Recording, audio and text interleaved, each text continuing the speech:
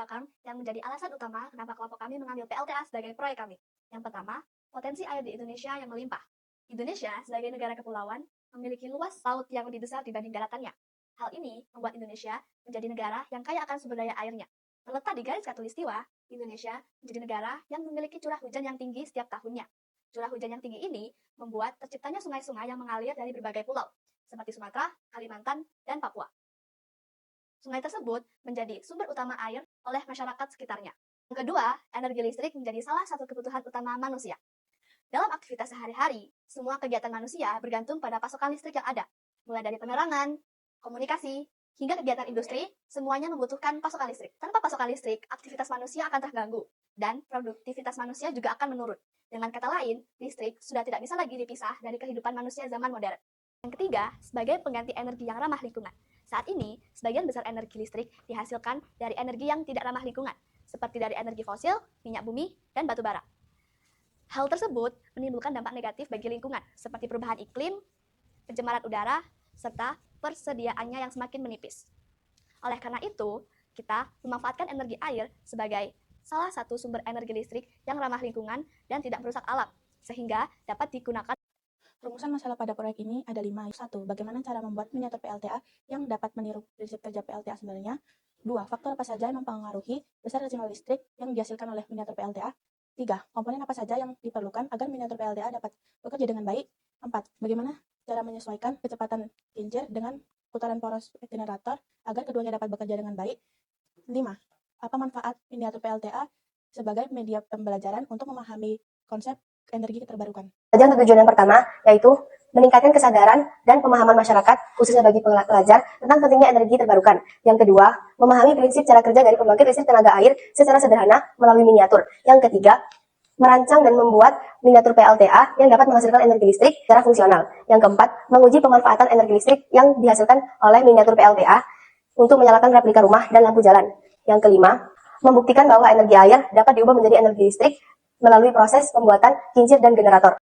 Proyek ini mempunyai 4 manfaat. Yang pertama, mengurangi ketergantungan energi fosil dengan memanfaatkan energi yang bersih. Yang kedua, menghemat sumber daya alam karena energi yang terbarukan berasal dari sumber yang dapat diperbarui. Yang ketiga, meningkatkan kehidupan masyarakat dengan melalui akses yang bersih atau terjangkau.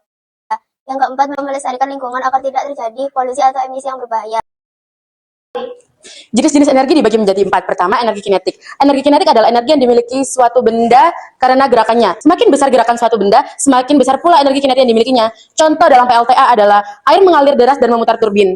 Yang kedua adalah energi potensial. Energi potensial merupakan energi yang disimpan oleh benda karena posisi atau kedudukannya. Contoh dalam PLTA adalah air yang tertampung gravitasi karena air tersebut lebih tinggi posisinya daripada turbin. Yang ketiga, energi mekanik. Energi mekanik adalah energi gabungan dari energi kinetik dan energi potensial. Contohnya dalam PLTA adalah saat air memutar turbin. Gerakan air memutar turbin merupakan energi mekanik yang kemudian memutar generator. Keempat, energi listrik. Energi listrik biasanya adalah energi yang dihasilkan oleh partikel bermuatan, contohnya seperti elektron. Dalam PLTA, contohnya adalah energi listrik yang dihasilkan oleh generator yang diputar oleh turbin. Dalam pembuatan PLTA ini terdapat beberapa komponen penting, yaitu pompa air dan wadah penampung air. Pompa air berfungsi untuk menyedot air dari wadah penampung air di bawah dan memindahkannya ke wadah penampung atas, sehingga menciptakan sirkulasi aliran air secara terus-menerus. Wadah penampung air berfungsi untuk menampung air sebelum dilarikan ke kincir air. Semakin tinggi posisi wadah air, semakin besar pula tekanan yang dihasilkan. Kincir air adalah komponen yang bergerak saat terkena aliran air dan mengubah energi potensial air menjadi energi gerak atau energi mekanik. Selang air berfungsi untuk menyalurkan air dari pompa air menuju ke tandon dan dari tandon menuju ke kincir air. Generator berfungsi untuk mengubah energi gerak dari kincir air menjadi energi listrik melalui proses induksi elektromagnetik. Kabel listrik berfungsi menyalurkan aliran listrik ke seluruh lampu agar lampu dapat menyala. Puli, karet penghubung, dan lampu dipasang pada poros kincir dan generator. Puli berfungsi menyalurkan putaran dari kincir ke generator melalui karet sebagai penghubung agar pemutaran kincir dapat memutar poros generator dengan stabil. Sedangkan lampu sebagai indikator bahwa generator telah berhasil mengalirkan listrik. Dalam PLTA ini, kami menggunakan prinsip induksi elektromagnetik. Gejala timbulnya arus listrik dikarenakan medan magnet yang memotong kawat tembaga. Besar kecilnya tegangan dipengaruhi oleh flux magnet, medan magnet, dan lilitan kawat pada kumparan. Dalam PLTA kami, prinsip induksi elektromagnetik dikenakan pada generator. Ketika aliran air memutar turbin generator, maka generator akan menghasilkan flux magnetik yang menghasilkan energi bagi PLTA kami.